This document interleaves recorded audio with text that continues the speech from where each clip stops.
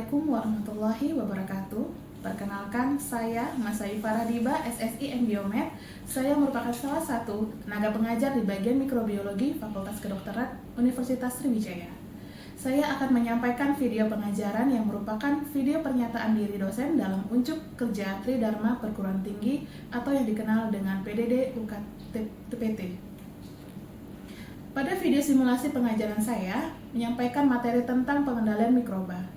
Materi saya merupakan salah satu materi yang diberikan pada blok 8 organisme patogen. Materi ini merupakan materi wajib untuk mahasiswa program studi pendidikan dokter Fakultas Kedokteran Universitas Sriwijaya, yang dimana blok ini terdiri dari 5 SKS dan dilaksanakan selama 5 minggu. Blok organisme patogen terdiri dari kuliah terintegrasi sebanyak 30 topik setara dengan 3,625 SKS, yang salah satu materi kuliahnya adalah pengendalian mikroba. 2 skenario tutorial setara dengan 1 SKS dan 8 topik praktikum setara 0,5 SKS.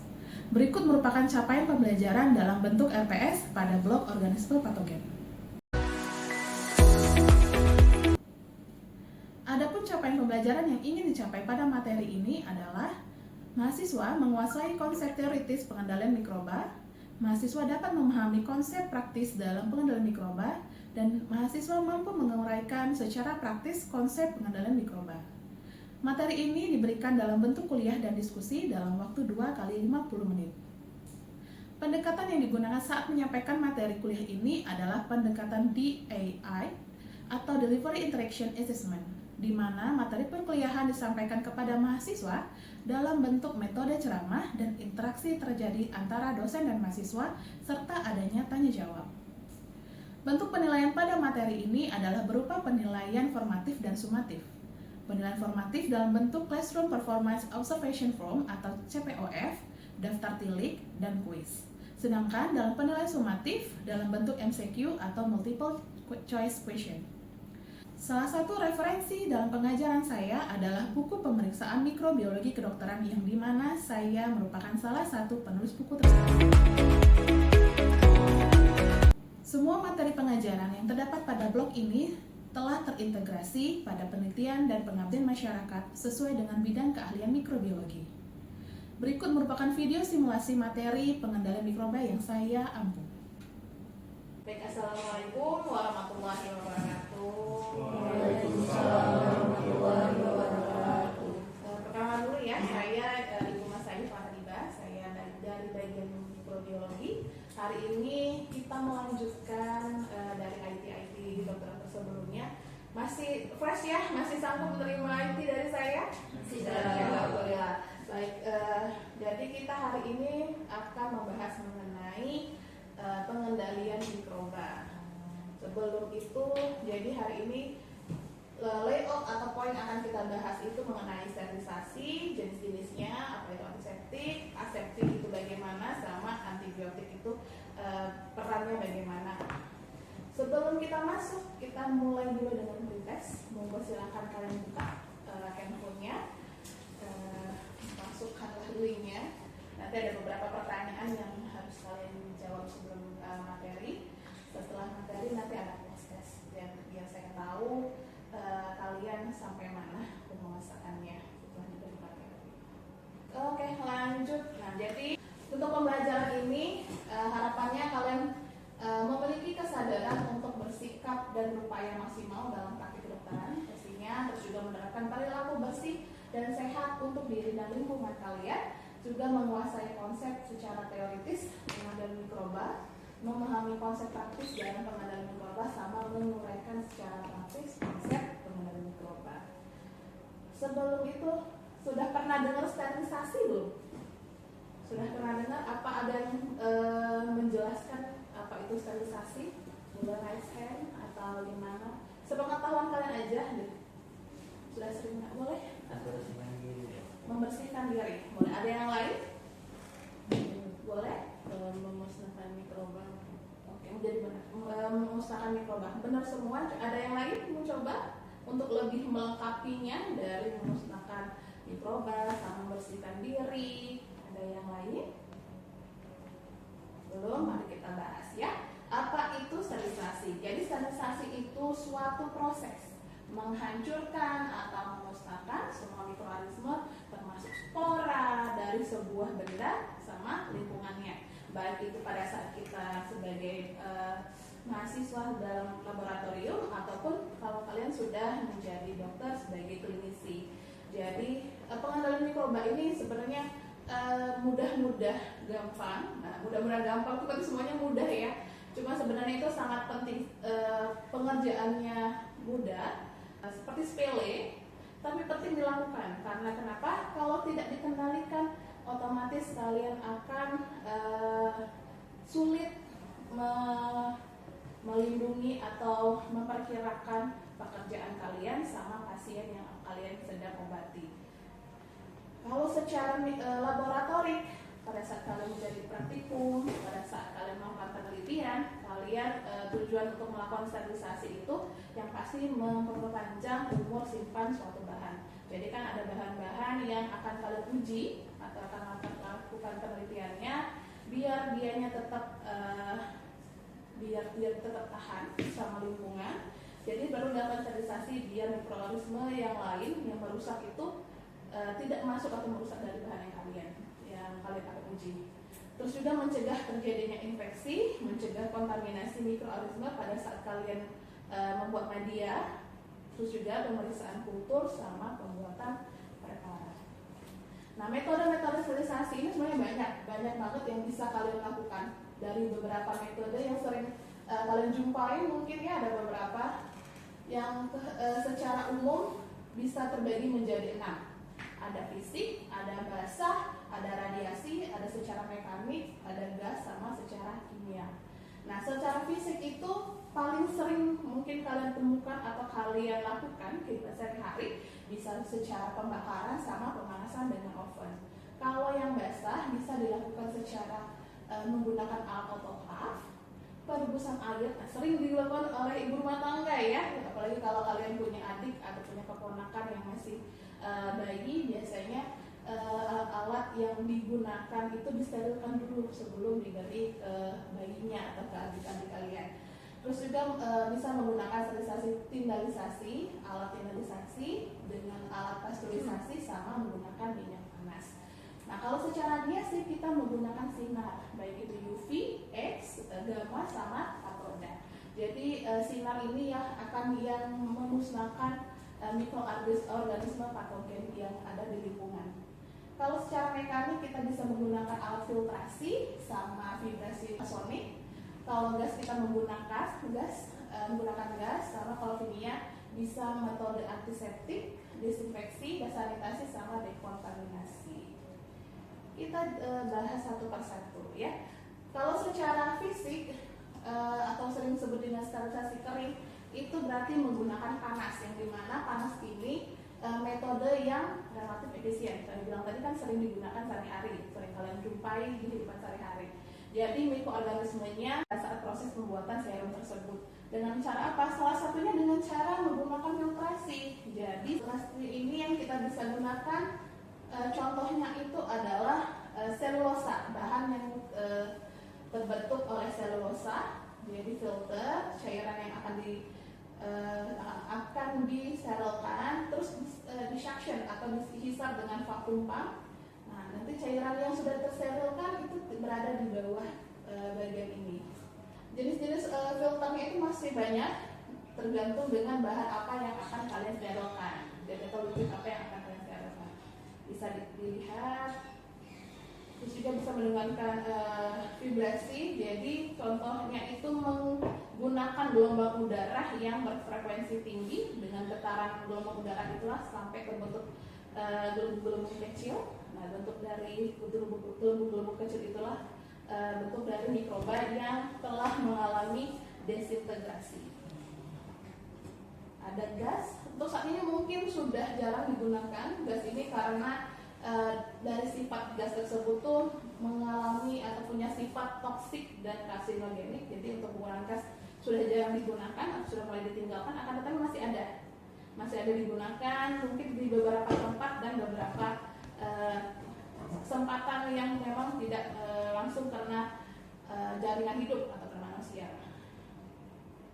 Secara kimiawi mungkin sering menggunakan alkohol, apalagi pada saat kemarin kita COVID. Nah, COVID paling sering itu dikantongin adalah hand sanitizer. Hand sanitizer itu terbuat dari alkohol yang besar banget, 70%. Jadi alkohol yang amat untuk jaringan hidup. Jadi untuk penggunaan antiseptik atau penggunaan yang langsung terkena dengan jaringan hidup itu harus dipertimbangkan. Yang pasti dianya tidak langsung membuat jaringan hidupnya mengalami terbakar atau rasa terbakar atau bagaimana, dan juga tidak merusak jaringan hidup lainnya di luar dari yang terluka misalkan gitu. Terus secara aseptik. Secara aseptik ini sebenarnya adalah tekniknya atau proses kalian menjaga pada saat kalau di laboratorium itu menjaga adanya kontaminasi yang akan terjadi. Nah, jadi secara prakteknya kalian itu diharapkan mensterilkan atau menjaga sterilitas dari awal kegiatan sampai akhir kegiatan. Itu adalah aseptik. Jadi kegiatan atau teknik prosesinya itu adalah aseptik. Nanti kalau secara laboratorium kalian akan terlihat kurang lebih seperti ini step by stepnya. Yang pertama kalian akan semprotkan alkohol di sekitar meja kerja, tangannya disemprotkan. Setelah diletakkan alat-alat atau bahan yang sudah akan dilakukan pengerjaan, semprotkan kembali dengan alkohol. Terus baru dihidupkan api bunset agar sekitar atau daerah sekitar ini sudah steril dari kontaminasi. Jadi proses menjaga jangan sampai terjadinya kontaminasi pada saat proses pengerjaan. Nah, setelah itu ada antibiotik yang merupakan secara substansi kimia itu digunakan untuk menghambat pertumbuhan mikroorganisme. Cuman secara prinsip kerjanya itu bisa menghambat atau membunuh patogen tanpa berusaha host. Dianya bersifat bakterisida, bukan bakteriostatik, jadi bisanya menghambat tapi tidak membunuh. Terus juga menyebabkan tidak menyebabkan resistensi harapannya. Akan tetapi kan sekarang untuk antibiotik sudah banyak mengalami resistensi kan, jadi kita harus mengontrol penggunaan antibiotik ini baik itu secara klinis pada rumah sakit ataupun memberikan edukasi terhadap masyarakat. Masih sering dilakukan untuk pengedukasian ini karena masih banyak masyarakat yang menggunakan antibiotik secara tidak sesuai aturan. Ini harus kalian inilah cikal bakal yang harus mengontrol penggunaan antibiotik di lingkungan harusnya ya. Terus itu juga sifat antibiotik yang bisa dipilih itu harus berspektrum luas, nggak bersifat alergenik dalam jangka waktu yang panjang terhadap pasien, juga tetap aktif dalam plasma, cairan badan atau eksudat, sama larut di dalam air serta stabil sifat antibiotik yang bisa digunakan. Secara mekanisme, dianya mengganggu sintesis dinding sel, fungsi membran, mengganggu sintesis protein, metabolisme asam nukleat, metabolisme intermediate. Bisa dilihat di sini kalau dianya mengganggu dinding sel, mencegah sintesis dari pembentukan sel terhadap tekanan osmotik dari sel bakterinya. Contohnya bakteri ada penisilin dan lain-lainnya. Ini kalau dianya merusak membran sel, jadi dianya membran sel kan merupakan pembatas osmotik tempat pertukaran gizi dalam sel akibat biosintetik tertentu. Nah, antibiotik itu merusak dari membran tersebut. Jadi dianya harusnya pertukaran antara lingkungan sama sel, menarik semua gizi. Gara-gara membran itu rusak, dianya akan terhambatlah pengambilan gizi dari lingkungan. Contoh antibiotiknya polymyxin sama Pliena merusak fungsi DNA itu ya, dianya menghambat atau mengganggu terbentuknya double helix dari DNA tersebut. Contohnya mitosin sama asam nalidiksa. Dan terakhir dianya mengganggu sintesis protein pada saat proses transkripsi sama translasi. Contohnya actinomycin, rifampicin dan lain-lain. Oke, ini udah pustaka yang saya gunakan. Baik, kita proses. Waktunya sama, kurang lebih saya harap kalian bisa menjawab sesuai apa yang sudah saya jelaskan dan ada peningkatan antara pre dan post test. Nanti mungkin di minggu depan akan kita bahas mengenai kuis ini. Jadi misalkan ada baru muncul pertanyaan setelah pertemuan kita, boleh nanti ditanyakan kembali pada saat pertemuan selanjutnya. Dan terus juga pastinya habis baterainya.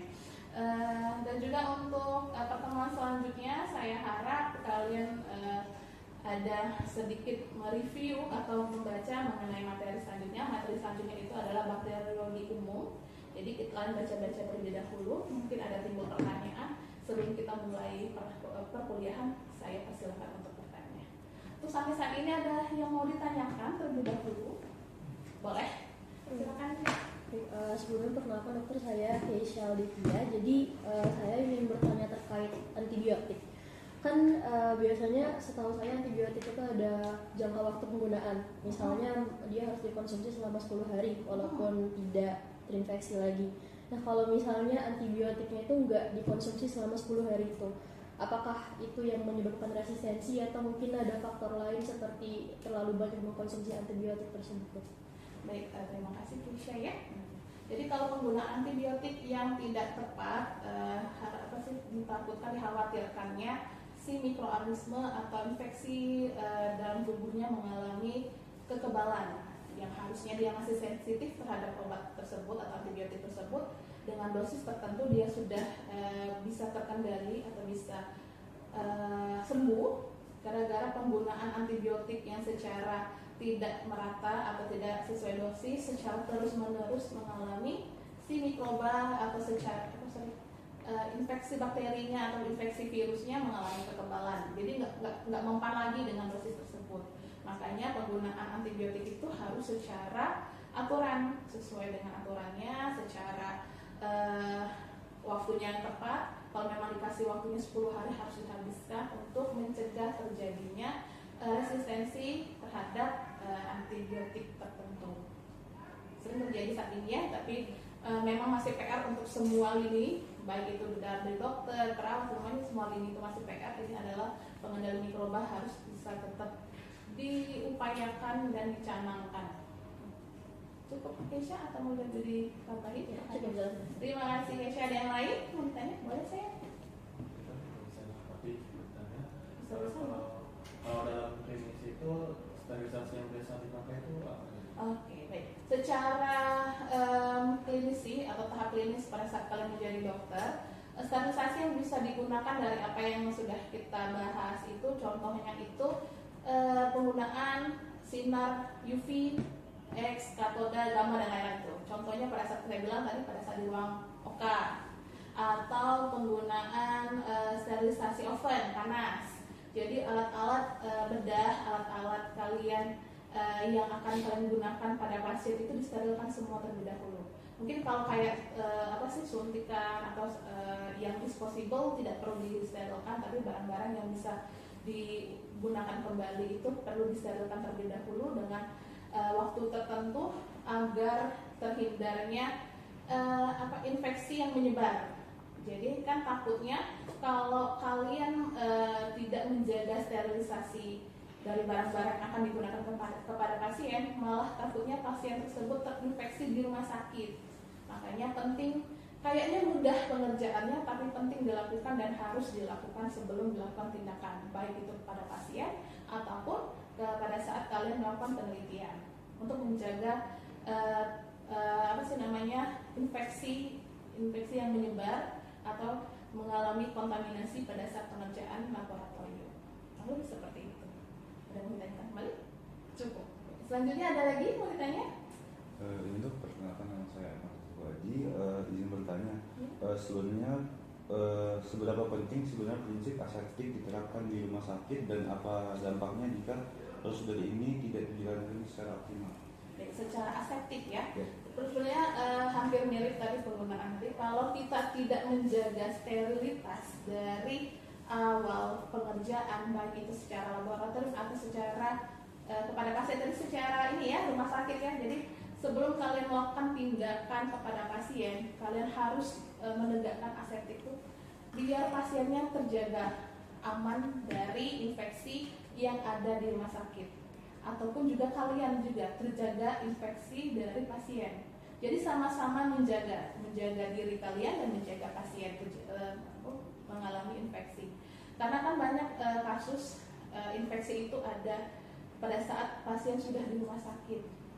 Masih ada beberapa kasus yang mungkin kalian baca dari jurnal, dari berita, pasien tersebut mengalami infeksi pada saat sudah masuk rumah sakit. Nah, itulah kenapa pengerjaan aseptik itu harus ditegakkan untuk menjaga satu sama lain. Pasiennya aman dari infeksi yang ada di lingkungan rumah sakit. Namanya rumah sakit ya, jadi kan banyak tuh bakteri, banyak virus yang ada di rumah sakit. Biar dianya tidak ikut terinfeksi dari lingkungan dan juga menjaga kalian biar kalian tidak terinfeksi dari pasien-pasien yang kalian temui. Makanya penegakan aseptik itu harus dan penting dilakukan. Mungkin ada poin-poin yang harus kalian ambil ya, misalnya kalau secara sudah jadi dokter apa aja itu mungkin pasti ada lah di nanti pada saat kalian menjadi dokter. Sebagai dokter kalian harus apa mungkin nanti kalian belajar pada saat tingkat klinis. Oke, karena ada ulangan nanti di semester atas ada PPI, proses pengendalian infeksi. Nanti di semester atas akan diulang dan lebih terkait ke secara klinis. Mungkin perkenalan secara dasarnya sudah saya paparkan. Ada lagi yang ditanya? Cukup. Baik, terima kasih. Ada lagi yang mau ditanya? Sayang cukup. Baik, terima kasih atas kehadirannya. Terima kasih atas partisipasinya. Semoga ilmu selanjutnya saya harap kalian ada sedikit mereview atau membaca mengenai materi selanjutnya. Materi selanjutnya itu adalah bakteriologi umum. Jadi kalian baca-baca terlebih dahulu. Mungkin ada timbul pertanyaan sebelum kita mulai perkuliahan. Saya persilakan untuk bertanya. Terus sampai saat ini ada yang mau ditanyakan terlebih dahulu? Boleh? Silakan. Sebelumnya perkenalkan dokter, saya Keisha Olivia. Jadi saya ingin bertanya terkait antibiotik. Kan biasanya setahu saya antibiotik itu ada jangka waktu penggunaan. Misalnya dia harus dikonsumsi selama 10 hari walaupun tidak terinfeksi lagi.